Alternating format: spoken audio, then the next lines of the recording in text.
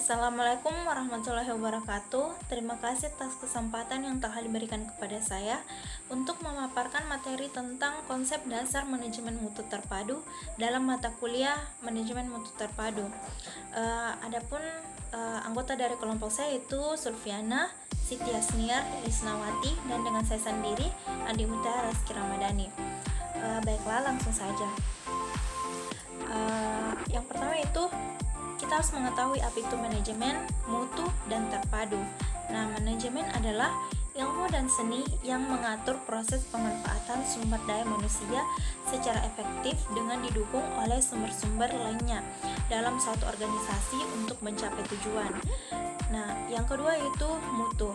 Mutu adalah gambaran dan karakteristik menyeluruh jasa pelayanan pendidikan secara internal maupun eksternal yang menunjukkan kemampuannya memuaskan kebutuhan yang diharapkan atau yang tersirat mencakup input, proses, dan output pendidikan. Nah, yang terakhir yaitu terpadu. Terpadu berasal dari kata total. Dalam konsep total quality, manajemen mengartikan total sebagai pengintegrasian seluruh staf, penyalur, pelanggan, dan stakeholder lainnya. Atau total is the integration of the staff, supplier, customers, and other stakeholders. Adapun manajemen mutu terpadu didefinisikan menurut Hadari Nawari, yaitu manajemen mutu terpadu adalah manajemen fungsional dengan pendekatan yang secara terus-menerus difokuskan pada peningkatan kualitas agar produknya sesuai dengan standar kualitas dari masyarakat yang dilayani dalam melaksanakan tugas pelayanan umum, public service, dan pembangunan masyarakat atau community development. Nah, adapun definisi manajemen mutu terpadu secara umum yaitu suatu sistem manajemen yang mendayagunakan sumber-sumber kualitas yang ada dalam organisasi melalui tahapan-tahapan manajemen secara terkendali untuk meningkatkan kualitas pelayanan pada pelanggan secara efektif dan efisien. Selanjutnya yaitu prinsip manajemen terpadu. Yang pertama, organisasi yang memfokuskan pada ketercapaian kepuasan pelanggan atau customers focus organization, yang dimana organisasi ini manajemen harus dapat mengoptimalkan seluruh potensi dan sumber daya organisasi dan sistem yang ada untuk menciptakan aktivitas terhadap tercapainya kepuasan pelanggan. Nah, tercapainya kepuasan pelanggan meliputi seluruh stakeholders baik yang berada di dalam organisasi itu maupun di luar organisasi tersebut. Nah, yang kedua itu kepemimpinan atau leadership. Kepemimpinan merupakan proses untuk mempengaruhi pihak lain untuk mencapai tujuan organisasi. Oleh karenanya, pemimpin harus memiliki visi dan misi yang jelas, sehingga keduanya dapat dituangkan dalam kebijakan yang diambil. Nah, yang ketiga yaitu keterlibatan seluruh partisipan organisasi atau people organization. Nah, seluruh komponen di dalam suatu organisasi harus dilibatkan. Artinya, seluruh sivitas organisasi harus selalu berusaha untuk melakukan perbaikan secara terus-menerus. Nah, perbaikan ini bukan hanya dari pihak kepala sekolah, guru, tenaga administrasi, tetapi semua sivitas sekolah harus memiliki komitmen untuk melakukan perbaikan. Dengan kata lain, semua sivitas sekolah harus dilibatkan dalam upaya memberikan pelayanan yang sebaik-baiknya kepada para pelanggan. Nah, yang keempat yaitu pendekatan yang menekankan pada perbaikan proses atau proses approach. Nah, kurangnya dukungan sistem informasi dan alat ukur keberhasilan manajemen mutu terpadu ini berasumsi bahwa output akhir suatu organisasi tidak semata-mata dilihat secara parsial, tetapi suatu proses yang panjang. Nah, proses tersebut dilakukan secara sadar oleh setiap individu. Kegiatan tersebut juga dilakukan saling terkait satu dengan lainnya sehingga menghasilkan output organisasi. produksi. Nah, yang kelima yaitu penerapan manajemen dengan menggunakan pendekatan sistem atau system approach. Dalam konteks organisasi, upaya menyempurnakan proses tertentu harus dikaitkan dengan proses lainnya. Oleh karena pihak-pihak yang terkait dengan proses tersebut merupakan tangkaian yang tidak dapat dipisahkan.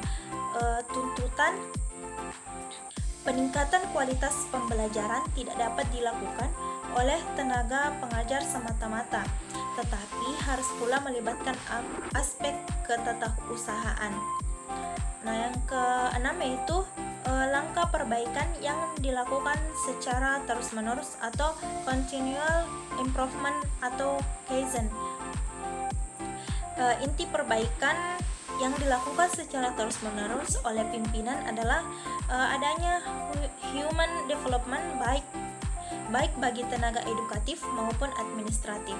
Realitasnya menunjukkan belum seluruhnya pemimpin organisasi menyadari arti pentingnya pemberdayaan tenaga akademik dan administratif. Para pemimpin sering lebih mementingkan pengembangan fasilitas. Hal ini ditunjukkan oleh adanya anggaran pendidikan dan pelatihan untuk kedua tenaga tersebut tidak setidak-tidaknya kurang berimbang dibandingkan dengan anggaran pengembangan fisik. Yang ketujuh yaitu penerapan pengambilan keputusan didasarkan fakta atau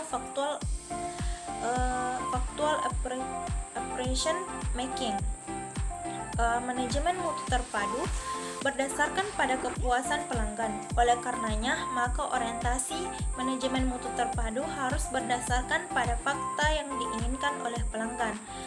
Pada sisi lain, kepuasan berkaitan dengan kualitas. Implikasinya, kualitas kepuasan tersebut harus dapat diukur dan dapat dilakukan monitoring setiap saat. Dengan demikian, pemimpin organisasi harus dapat menciptakan dan mengembangkan alat ukur sebagai keberhasilan suatu lembaga. Yang terakhir yaitu hubungan dengan supplier yang saling menguntungkan atau mutually beneficial relation. Selanjutnya, tujuan manajemen mutu terpadu. Tujuan utama dari sistem manajemen mutu terpadu adalah untuk mencegah terjadinya kesalahan dalam proses produksi dengan cara mengusahakan agar setiap langkah yang dilaksanakan selama proses produksi diawasi sejak permulaan proses produksi itu. Nah, apabila terjadi kesalahan dalam proses produksi, segera dilakukan perbaikan sehingga terjadinya kerugian yang lebih besar bisa dihindari. Nah, dalam manajemen mutu, sistem ini memiliki keunggulan yaitu produk yang dihasilkan terjamin mutunya karena pencegahan kesalahan dalam proses produksi dilakukan secara ketat. Meskipun dalam jangka pendek untuk memulai penerapan sistem manajemen mutu seperti ini relatif mahal karena harus tersedia berbagai sumber daya, khususnya sumber daya manusia yang namun dalam jangka panjang sistem ini sangat menguntungkan karena dapat mencegah atau memperkecil kegagalan dalam proses produksi. Nah, adapun sasaran yang dituju oleh manajemen mutu adalah meningkatkan mutu pekerjaan, memperbaiki produktivitas dan efisiensi melalui perbaikan kinerja dan peningkatan mutu kerja agar menghasilkan produk yang memuaskan atau memenuhi kebutuhan konsumen.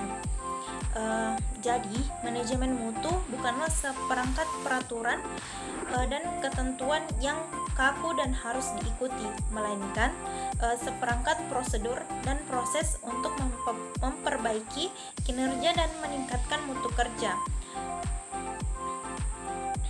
Baiklah, itu saja yang dapat saya paparkan dari materi kelompok saya.